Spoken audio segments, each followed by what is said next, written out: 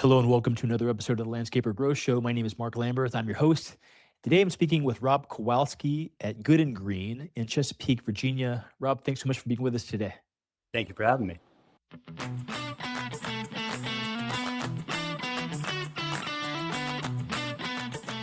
Yeah, man, it's been interesting and fun talking to you so far here before the show. Man, I love some of the stuff we've covered here. I'd love to start just by hearing what services you provide for your customers there in Chesapeake. Sure. So we're basically everything except turf treatment. So you're mowing, pruning, mulch, cleanup, leaf removal, crack and crevice weed control, flower bed weed control, your ornamental trees, doing structural work. They're not going up so much, but your crepe myrtles, your stuff that's a little lower to the ground for sure. Okay, fantastic. And how many folks do you have on the team right now? It's myself and 2 full-time guys. Okay. Adding a third on July 8th. Okay. And are you guys, is it, how much is sort of project work, like sort of landscaping, what percentage, we talked about this, I think you had mentioned this a little bit before, but like maintenance versus kind of project work, what percentage is project versus maintenance? 60 maintenance, 40 project. Okay. And these are larger sort of landscaping projects. They are, so it's not install. I don't do hardscape. I'm just selling labor. So, I'm fortunate to have a great client base here that is affluent, and they have the types of homes and the types of properties that need that year-round presence, and they need consistent presence. And we're happy to help them with that. Gotcha. So when we had talked here before the show, you're talking about some interesting stuff. Said that the landscaping industry, the green industry, has had a huge effect on your life. Mm-hmm. I would love to get into that, man. If you're willing to share, would you be willing to just kind of unpack some of that? Sure. Our listeners are here getting into landscaping businesses, and I'd love to hear how it's affected your life. Yeah. Can you lead the way on it a little bit? Yeah. So, regarding kind of where things were at kind of in life, and then sounds like you kind of found yourself in this industry and things weren't going exactly great. And you found this industry and things really shifted. And I'd love to hear kind of what that shift was. Sure. So I got into lawn care in 2013. I was a server bartender. Prior to that, I had been a limo driver, limo business manager. And this all started just, a way for me to make an extra couple $100 a week. And slowly but surely, as I added clients, I gave up shifts at the restaurant that I was at and kind of transitioned my way out. Now, speaking to the shift that you had alluded to, in 2019, I had struggled with substance abuse problems the majority of my life, and I've been sober since 2019. Once I got sober, I realized what a mess I had made of my business. We were commercial, small residential, large residential, 5 zip codes, 7 days a week. 2021 was really the break point where, when the labor market went white hot, and, prior to that, we were paying like $14, $15 an hour to have your choice of like primo guys. And all of a sudden, like that didn't even come close. And we were competing with $18, $19 an hour with a $500 sign-on bonus. And I'm stuck in contracts that are not profitable. I didn't know my numbers. I hadn't started really getting into timing myself on properties yet. I had no business acumen to speak of. So I came home at the end of that year, looked at my fiance and said, look, win, lose, or draw, this is over. We're not doing this anymore. And I shed all my work except for the immediate zip code that I live in. And I went down to just me. And I did that for 2 years. I was about $100,000 in debt, not counting mortgage and bad debt at that. And I had about that much in the bank in cash. And I listened to a lot of Dave Ramsey and did the snowball thing and got it back on track. Amazing. Yeah, yeah, for Yeah, sure. the I'm debt free. Like Dave Ramsey, man, I love that when he does that. Yes, like Yeah, all yeah. misty eye, you know. Yeah, definitely, definitely. I know. Trust me, it was many a podcast there that I listened to, a little misty-eyed for sure on the mower. And then the biggest moments for me in that shift have been sometime in late 2024. I had some unprocessed childhood trauma that came bubbling to the surface, and like I, I was on a mower, of course, I was on a mower. I was in a backyard of a client's beautiful property, and I'm back there, and just like the last tumbler in my mind clicked, and it's like the levees broke. And the only way I can describe this is like if you shuffle a deck of cards, you take the deck, you break it in half, and you go down, and then you make the bridge, and that where you can see the face cards. I recontextualized most of my life events in a flash. And I just sat there on the mower and cried my like tears of joy because I had clarity for the first time in my life. And Wow. I sought therapy, and with the help of my therapist and some SSRIs from the psychiatrist, I'm just, I'm so grateful and so fortunate to now be in a spot with the clarity, with understanding, with peace, and moving with alignment with everything in my life as I'm moving the business in the direction that I want to go. Amazing. Thank Amazing. you. Yeah, and congratulations, Rob. I mean, what a beautiful story and just a wonderful share, man. Thank you for really sharing those kind of details. It's powerful and intimate. Appreciate that. So was there something about the landscaping business itself? I mean, lawn care and landscaping companies are something that's relatively easy to start. Yeah. And so a lot of folks that are, kind of younger are starting businesses like this.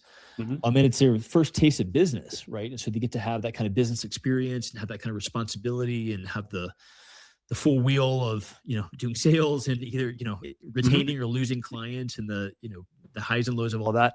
I mean, was it something about the green industry itself that was a part of your healing, emotional healing journey? So I think that I don't want to use the word isolation because that sounds negative, but the space that the green industry allows and that allowed me to have the time that I needed to fix myself. I don't think that would have been, it certainly wouldn't have been possible in the restaurant industry. I mean, fast pace, it's just, no, man. And there's definitely something to the satisfaction of knowing that something looks better for you having done it. Like service, what is it? Positive with self. Oh, geez, that's not like an idiot. And no problem, you're good. Bettering yourself at the service of others, not at the expense of others. And I'm struggling to find a term. It's a Jim Rohn thing, and That's beautiful. Love it. I love that. So yeah, those definitely those things. And then like being in nature, there's something about getting up early in the morning and getting out there, and it just kind of grounds me in a way that I've never really found that in anything else that I've done, not for work anyways. That's amazing. There's something about the service industry, the home services industry, and especially in the kind of green industry, like outdoors, right? Of going to people's homes, making them beautiful, right? Let me ask you this: have you found landscaping and lawn care to be a thankful or thankless job? And maybe it's not quite so black and white, but I've heard people on different sides of that. And what I've Yeah. heard is a lot of folks say that it's interesting because I've been in some industries that are kind of thankless, right? People Right. don't really appreciate what I do. And I came over here and started building, doing beautiful work in their, garden, in their outdoor space, and they just love it. And that, reflects back on me, and it feels really good to get that, to get those accolades from my clients. What are your thoughts about that? With where I am now, I would say I'm solidly on the side of thankful. Uh-huh. Doesn't start that way, Uh-huh. Uh-huh. unfortunately. Yeah, gotcha. Yeah, man, it takes some time. And as you acquire better and better clients, better properties, you do better work, that shifts. I think one of the best compliments I've ever received from a client, he said that my attention to detail on the property and how well, and we do about 6 properties in this small neighborhood, and our attention to detail and how good everything looks leaves the neighbors with a feeling of safety. Oh, wow. Yeah. I just I never would have connected that to think, Safety. yeah, Interesting term to describe the work that you've done. yeah, yeah. Huh. Things are being taken care of. Somebody cares, and that makes them feel safe. And that was moving for me, for sure. Man, powerful. Well, so here over the next few years, what what are your plans with Good and Green? Are you guys looking to grow the business? Or are you opening up into any new services? Or are you guys in a really great kind of spot where you're at with the team and the crew that you have right now? All of the above.